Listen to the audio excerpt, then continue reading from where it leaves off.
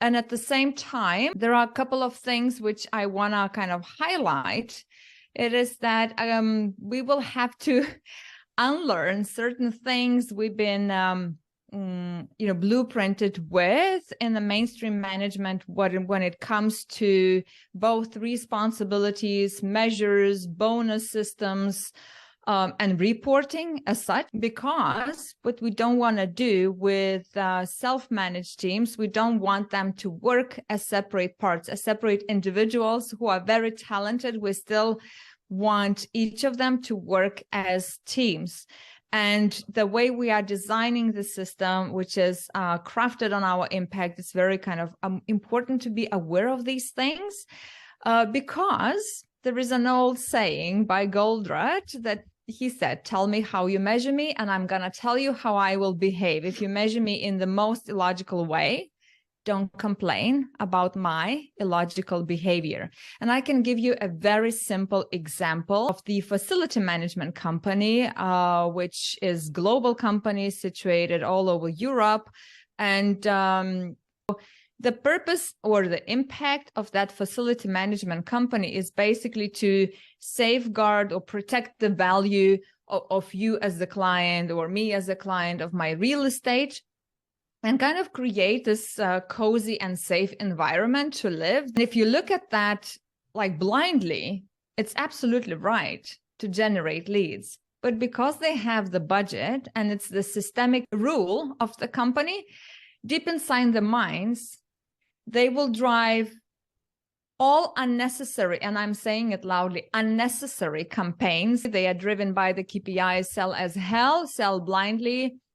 And basically it's plan versus fact, and, by names on the whiteboards, who's responsible for what. And it's just literally they're pouring and pouring demand into our pipeline, which is, again, if you look at that isolated, nothing wrong with this. I am not driven to solve the problem for the client at the moment of transaction of the call, because my efficiency, not effectiveness, efficiency is measured. And that basically, that type of mentality drove this company to major losses, not only from the customer point of view, revenue and profit.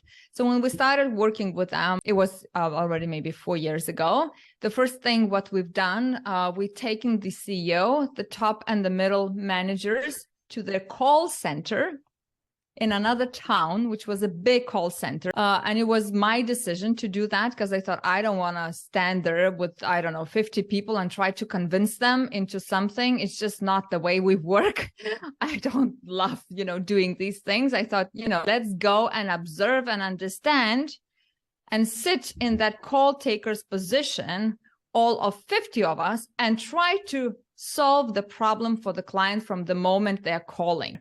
We want to be absolutely aware that any type of KPIs we're placing in our system, they are anchored and reflected towards our impact. And tomorrow, when we will be designing the holistic business meeting dashboards, which is going to be in Excel, not the Power BI yet, but we will show you the tweaks, how basically we can take some of the same measures which we see here, but twist them in a way or intertwine them in a way that it is anchored to that purpose and that it drives a teamwork and the right behavior. So what we want to kind of give this as the insights that we're looking for those end-to-end measures where, like in your head, if you can always look for those 3 maybe phases, I would say, understanding what comes under the input in your business as a system. And normally under the input, we would have clients, suppliers, like purchasing department. It can be, I don't know what else, a client service department. It could be R&D as well. Like all these types of functions under the input. Now, throughput is when we are, from the moment we're giving the promise to the client and fulfilling that, that's kind of the throughput, the timing, the rightness, the quality, and output is basically the delivery times and getting the money and the feedback, and it can be maybe other things. So just have that in mind. And this is how we will want to construct your whiteboards or your Power BI, don't want to call it reporting, but accountability meeting structures.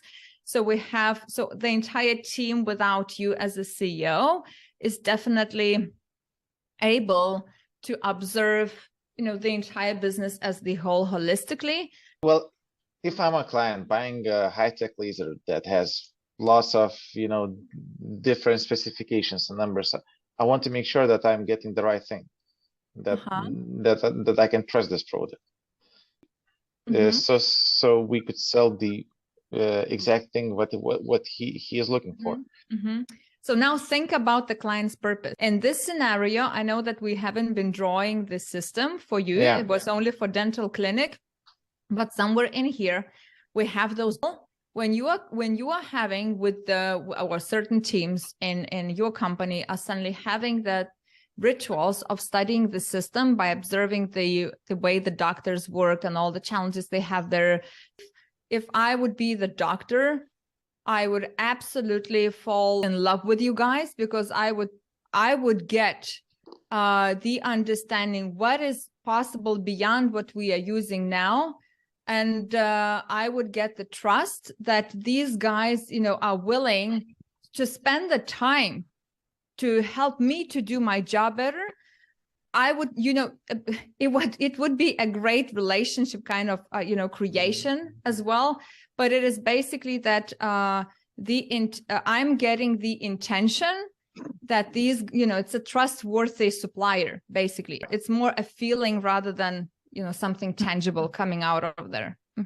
Laura, Mantas has a comment. Well, actually, now I'm just trying to understand, did we realize who is the client when we're talking about the client? Because I think that there are two little bit different dimensions, because the ones who are buying and the ones who are the final beneficiaries of the product.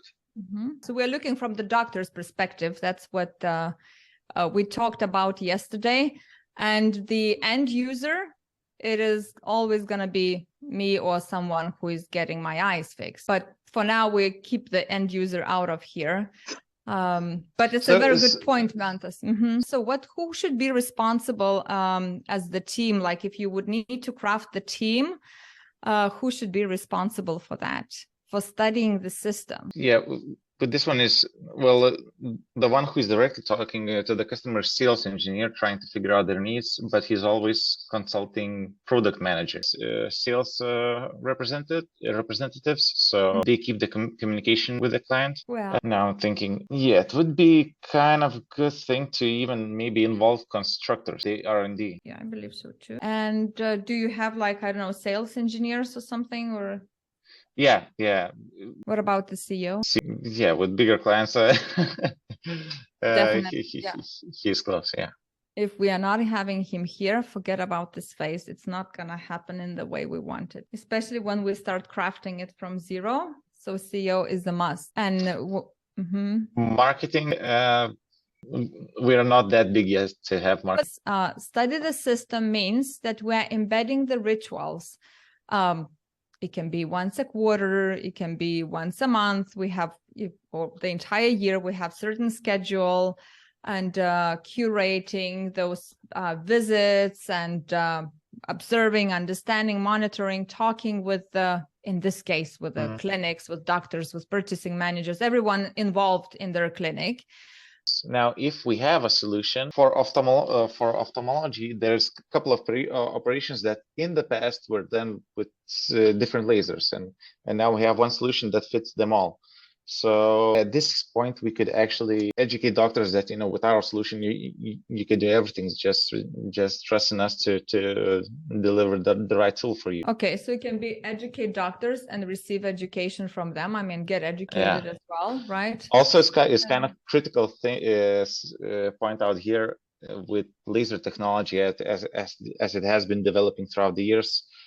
The early stages were not that confident in quality, so many people actually had their vision damaged instead of fixed. So now, as we are able to control it, we're providing the market with more way more trusted solution. All right. Can I be very demanding now? Mm-hmm. Yeah. I'm just imagining that I'm the CEO of this laser company, and I know that my people will have, to, if we are committing to this, it's completely new ritual. It's really trend blazing. It's brave. We don't know how to do it. We maybe don't dare to get, involved with those doctors. We never tried this, right? It's a new field. I want to be sure that we're bringing back kind of the agreement, how we're gonna work together throughout our relationship. So we have so it's not only like going there once and collecting those needs, but step by step developing ways, like literally blowing that boundary. It's that type of relationship where we can build this transparency, trustworthiness. And it's not going to happen over one visit, but and it's again very much depending on how we are going to show up. As we continue quarter after quarter, I would want, as the CEO, to see that we are defining ways we are working differently together with clients than we done before. So basically blowing those boundaries. It's a conceptual idea I'm saying now, but normally it is true that if doctors were always, depending on the decision path they're making, but maybe, you can help. What you can do with these visits, it is help them to melt their own silos. Well, one thing for sure, we want to know about measures from clients. Yeah, from client's point of view, if they have some kind of eye problem, we want to make sure that we could find a solution to fix it. Is there anything that they could do more if they had a tool? Then the second is probably understanding, the risks of using our technology. The cases that it didn't go as planned or. Okay, yeah. So kind of feedback, right? Yeah. The feedback which they normally are not.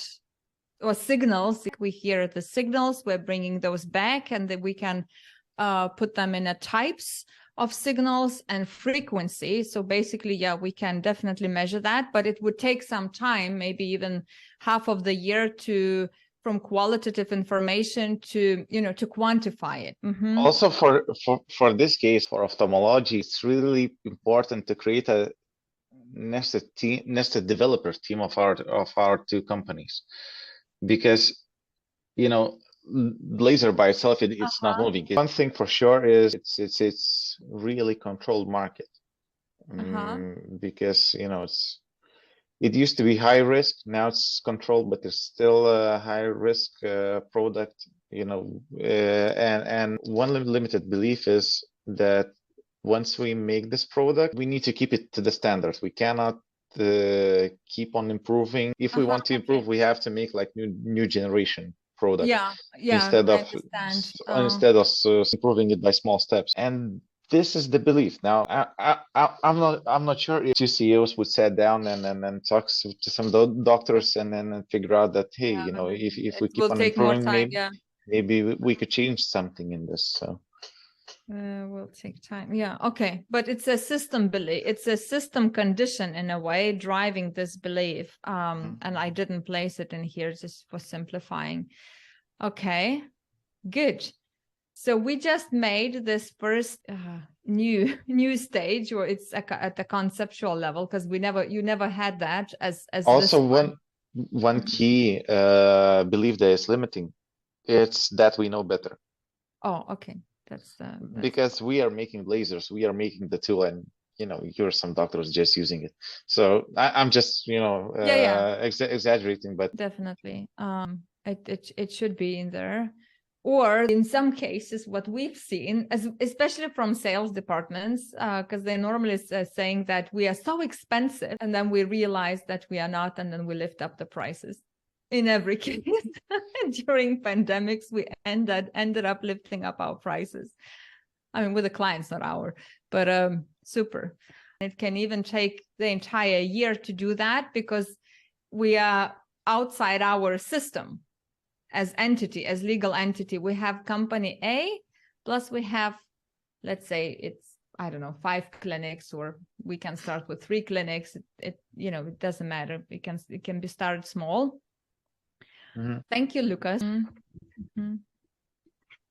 There's another thing what you can guys add into this stage, like to observe the pattern basis and all the signals coming to the worldwide patent base from your competitors. When anyone applies for the patent, you know how to overcome that. So in that Excel, basically all these teams are then sitting down and drilling into a concrete measurement. And then we are putting in the place, like, who will be responsible to bring this measure, how often this team should be having certain meetings, what type of channel they want to have for communication. Is it Slack? Is it Teams? Is it whatever? There are so many opportunities. Some are still doing it. So as long as we have something as well, very informal and very, very fast. And if we go further down, it's very easy to say what we want to measure. Again, depending on the stage, how critical that stage is to the either entire system, supply chain, your cash flow. It depends again. And because for every CEO, especially in the, and maybe not only in the profit-driven companies, as well as NGO, it's kind of, we all want to have self-managed teams, but at the same time, we truly want to be sure that we have given the right architecture, the right tools, the right expectations for those teams, and we serve them the best. Well, thank you for being today, and especially Mantas, Lucas, thank you for being every day. We appreciate that a lot. So hopefully enjoy your evening, and see you tomorrow. Bye.